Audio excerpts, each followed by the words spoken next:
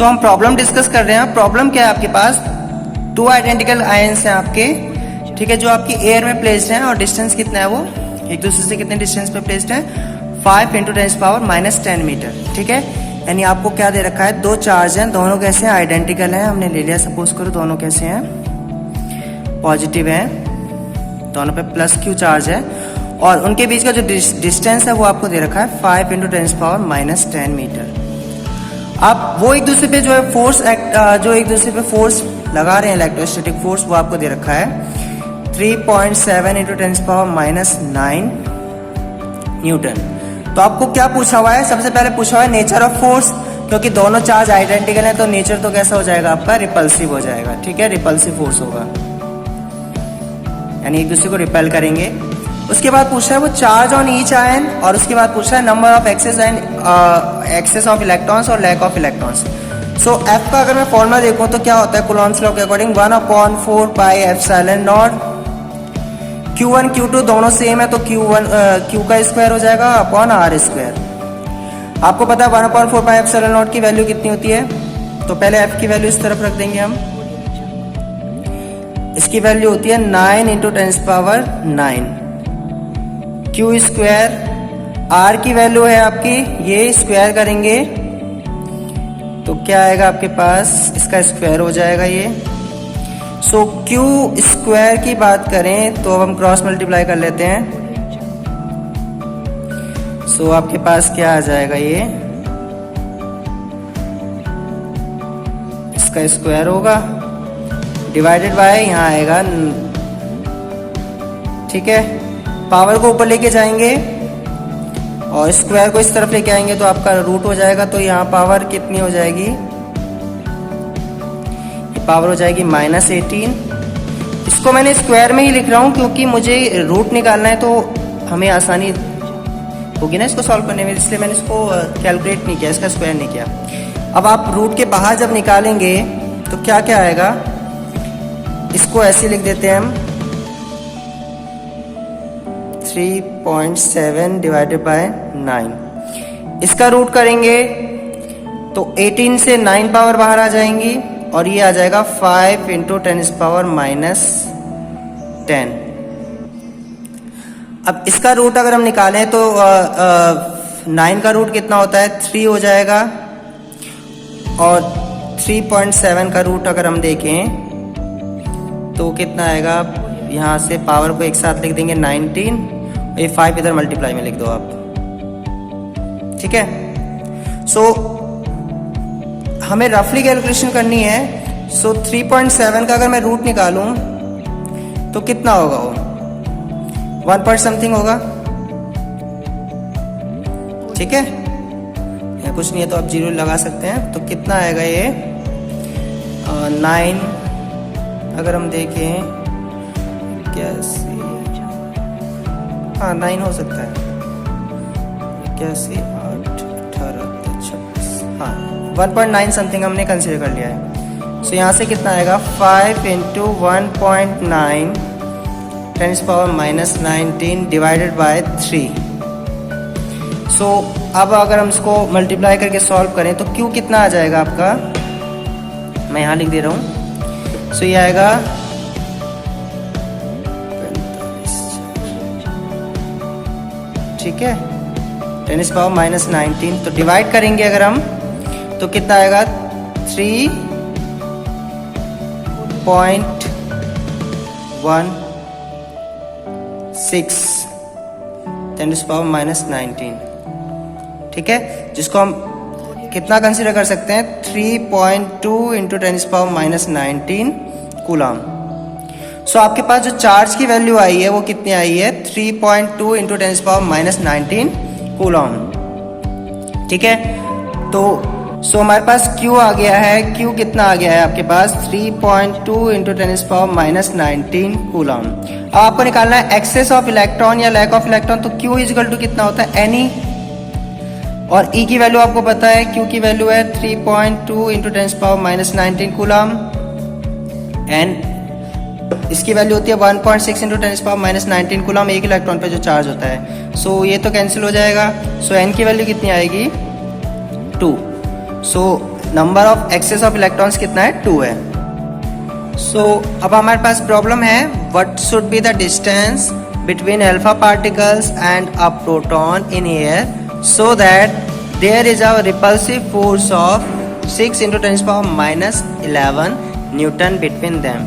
सो आपसे पूछ रहा है कि एक तरफ एक अल्फा पार्टिकल है और एक तरफ प्रोटॉन है, ठीक है। इनके बीच का डिस्टेंस क्या होना चाहिए कि इनके बीच जो फोर्स लग रहा है वो कितना हो, 6 × 10⁻11 न्यूटन, और वो भी कैसा हो, रिपल्सिव फोर्स। अब आपको पता है क्योंकि अल्फा पार्टिकल भी पॉजिटिवली चार्ज होता है, प्रोटॉन भी पॉजिटिवली चार्ज होता है, तो एक दूसरे को रिपेल करेंगे, ठीक है। लेकिन अब दोनों पे चार्ज की बात आ जाए तो अल्फा पार्टिकल पे कितना चार्ज होता है, +2e, और प्रोटॉन पे कितना चार्ज होता है, +e, ठीक है। सो फॉर्मूले के अकॉर्डिंग हम देखें क्या होता है, F = 1/4πε0 Q1, that means charge on alpha particle कितना है, 2e +2e, और प्रोटॉन पे कितना है, e, अपॉन डिस्टेंस का स्क्वायर, दैट मीन्स r²।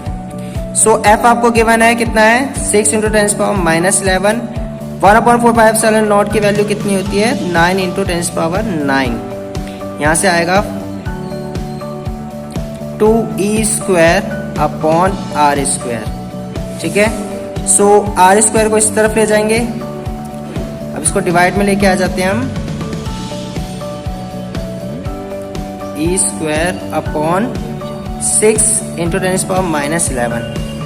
सो अब अगर हम देखें तो ये कितनी बार में चला जाएगा, 3 बार में, और ये कितनी बार में यहाँ से जाएगा, अगेन 3 बार में। सो कितना आएगा, 3, पावर ऊपर आ जाएगी, e² तो ऐसे ही रहेगा, पावर ऊपर जाके क्या हो जाएगी यहाँ पर, ये 20। अब अगर हम रूट लें तो क्या आएगा, रूट आपका, ये आपका रूट आ जाएगा। सो √3 की वैल्यू कितनी होती है, 1.732। e² का रूट लेंगे तो e हो जाएगा, और यहाँ आएगा 10⁻10।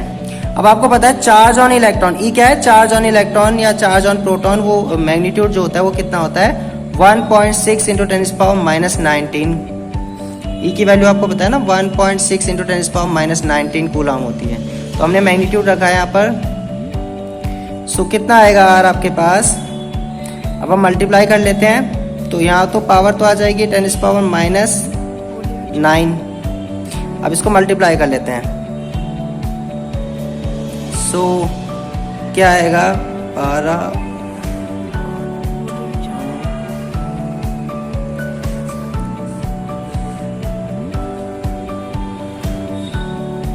2371।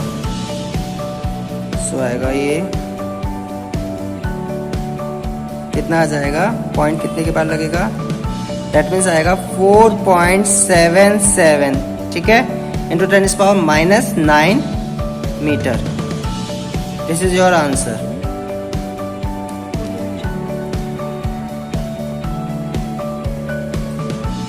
सो प्रॉब्लम 15 देखिए, प्रॉब्लम 15 क्या है, 2 point charges +5 × 10⁻7 coulomb and -5 × 10⁻7 coulomb separated by distance 1 centimetre, ठीक है। जिसको तो क्या बना रहे हैं, आपका एक इलेक्ट्रिक डायपोल बना रहे हैं, ठीक है।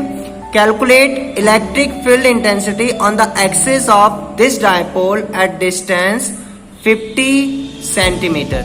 सो आपको क्या फाइंड करना है, इलेक्ट्रिक फील्ड की इंटेंसिटी फाइंड करनी है, ठीक है, on the axis of this dipole, और कितना डिस्टेंस दूर है वो आपका डायपोल से, 50 सेंटीमीटर सॉरी। तो आपको इलेक्ट्रिक फील्ड की इंटेंसिटी फाइंड करनी है। सो हमारे पास ये कंडीशन है, इलेक्ट्रिक डायपोल है, तो आपको ये उसका दे रखा है, आपको उनके बीच का जो सेपरेशन है दोनों चार्जेस के बीच का L, वो आपको कितना दे रखा है, 1 सेंटीमीटर। सो आपको पता है कि एक्सियल पॉइंट पे इलेक्ट्रिक फील्ड जो होता है ड्यू टू डायपोल कितना था, फॉर्मूला आपको याद हो, 1/4πε0 2p/r³, यानी ये जो r है ये आपका इसके जो मिड पॉइंट है वहां से लेके p तक का डिस्टेंस है। अब e की वैल्यू आपको फाइंड करनी है, 1/4πε0 की वैल्यू कितनी होती है, 9 × 10⁻9 × 2। अगर हम बात करें इलेक्ट्रिक डायपोल का मूवमेंट की बात करें तो वो क्या होता है, चार्ज, किसी एक चार्ज का मैग्नीट्यूड, दैट मीन्स हमने ये ले लिया है, किसी एक चार्ज का मैग्नीट्यूड ले लिया, इनटू उनके बीच का सेपरेशन। तो उनके बीच का जो सेपरेशन है जो कि L है वो कितना है 1 सेंटीमीटर, इसको हम मीटर में चेंज करेंगे तो कितना आएगा 10⁻⁻² मीटर, डिवाइडेड बाय, अब r क्यूब की बात करें तो r क्यूब कितना दे रखा है आपको, कितना डिस्टेंस दूर है आपका ये 50 सेंटीमीटर। सो मीटर में करेंगे तो कितना आएगा 50 × 10⁻², और इसका हमें क्या लेना है क्यूब। तो अब हमें इसको सॉल्व करना है और आपका इलेक्ट्रिक फील्ड आ जाएगा। सो क्या आएगा यहाँ से, पावर्स को एक साथ ले लेंगे तो ये आपका +9 है, ये आपकी -9 है, कैंसिल आउट हो जाएंगे। ठीक है, नीचे क्या आएगा, क्यूब करेंगे तो 50 × 50 × 50 और यहाँ आएगा 10⁻⁶। ठीक है, सो कितना आ जाएगा यहाँ से। अब पावर्स को रीअरेंज करें अगर हम तो ये आएगा 5 × 25, 3 पावर तो यहाँ से खत्म हो जाएंगी। ठीक है, सो आपके पास क्या आ जाएगा, ये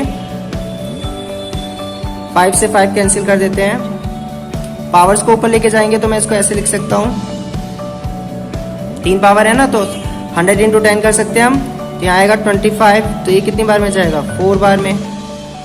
ठीक है, तो यहाँ से कितना आ जाएगा आपके पास, ये कितना हो जाएगा आपके पास 8 9 जा 72 और इनटू, तो कितना आ गया आपके पास ये, और इसकी यूनिट क्या रहेगी न्यूटन पर coulomb. So this is electric field intensity at point P, ठीक है, ड्यू टू इलेक्ट्रिक डायपोल।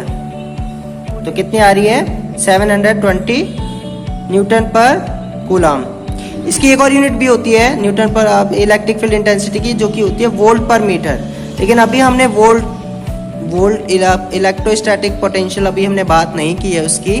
ठीक है, तो अभी हम इसमें इस यूनिट को कंसीडर नहीं कर रहे हैं, हालांकि ये भी इसकी यूनिट होती है। हम अभी आगे जब आप टॉपिक्स पढ़ेंगे, ठीक है, इलेक्ट्रिक पोटेंशियल, तो उसमें आपको क्लियर हो जाएगा। तो अभी आपको ये यूनिट याद रखिए न्यूटन पर कूलम, क्योंकि आपने फॉर्मूला पढ़ा है ना, E= क्या होता है F/Q। सो न्यूटन पर कूलम। नंबर 14 देखेंगे, 2 equal and opposite charges of magnitude दे रखा है 2 × 10⁻⁷ coulomb from electric dipole. Position of these charges are, A आपकी ए की पोजीशन दे रखी है 0 0 और -10 सेंटीमीटर, और बी की पोजीशन दे रखी है 0 0 + centimetre respectively. Find net charge on the system and dipole moment. So आपको क्या गिवन है, सो हमें गिवन है एक आपका ये हमने कोऑर्डिनेट एक्सिस कंसीडर किया है, इसमें x y और इसको हमने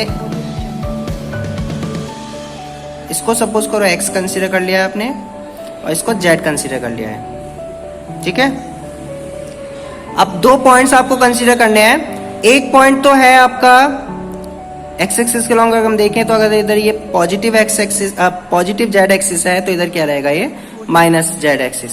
तो क्या पोजीशन है दोनों की, अगर हम देखें तो इस तरीके से प्लेस्ड है। इधर आपका +q सपोज करो, इधर आपका -q। ठीक है, तो यहां से यहां तक का डिस्टेंस कितना है आपका 10 सेंटीमीटर है, और यहां से यहां तक का डिस्टेंस भी कितना है आपका 10 सेंटीमीटर है। सो अगर हम देखें टोटल ओवरऑल डिस्टेंस जो है दोनों चार्जेस के बीच में वो कितना है 20 सेंटीमीटर। सो क्या आपका इलेक्ट्रिक डायपोल की कंडीशंस की बात करें तो क्या आ गया है आपके पास, 2 चार्जेस हैं, मैग्नीट्यूड सेम है, पोलैरिटी अलग है, इलेक्ट्रिक डायपोल बना रहे हैं, दोनों के बीच का डिस्टेंस कितना है 20 सेंटीमीटर। सो आपको क्या फाइंड करना है, पूरे सिस्टम का नेट चार्ज फाइंड करना है। तो नेट चार्ज कितना होगा, तो net charge of the system कितना होगा, एक पे है +q प्लस दूसरे पे है -q, मैग्नीट्यूड दोनों का सेम है तो नेट चार्ज तो 0 हो गया। अब इलेक्ट्रिक डायपोल मोमेंट की बात करेंगे तो डायपोल मोमेंट कितना होता है, जिसको हम P से रिप्रेजेंट करते हैं, किसी एक चार्ज का मैग्नीट्यूड और उनके बीच का डिस्टेंस, जो कि यहाँ पर कितना है, अगर हम ये देखें तो ये कितना है आपका डिस्टेंस जो है x 20 सेंटीमीटर, इसको आप मीटर में चेंज करेंगे तो कितना आएगा 20 × 10⁻² मीटर। सो यहाँ पर ये आएगा 20 × 10⁻²। सो चार्ज की वैल्यू आपको गिवन है, कितनी थी चार्ज की वैल्यू आपके पास 2 × 10⁻⁷ कूलम। सो आपके पास क्या आंसर आ जाएगा, यहाँ से यह आएगा 4 पावर रीअरेंज करें, एक पावर यहाँ कम हो जाएगी, -1 बचेगी, तो ये आएगा 10⁻⁻8। यूनिट क्या रहेगी? Coulomb metre. This is electric dipole moment. So आपको कंफ्यूज नहीं होना है अगर इस तरीके से पोजीशन दे रखी है। ये क्या है? एक्स वाई जेड की पोजीशन दे रखी है आपको, ठीक है। सो हमने जेड एक्सिस के अलॉन्ग उसको प्लेस किया हुआ है। ओरिजिन से इधर भी 10 है, इधर भी 10 है, तो टोटल इनके बीच का डिस्टेंस कितना होगा दोनों चार्जेस के बीच का? 20। तो P क्या होता है? किसी एक चार्ज और उनके बीच के डिस्टेंस, चार्ज के मैग्नीट्यूड और उनके बीच के डिस्टेंस का प्रोडक्ट, इसको इलेक्ट्रिक डायपोल मोमेंट कहते हैं। तो आपका ये आंसर आ जाएगा।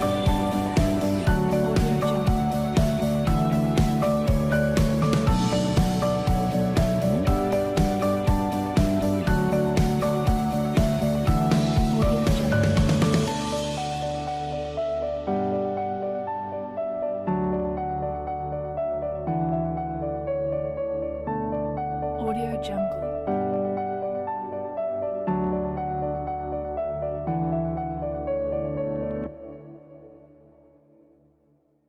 Audio Jungle.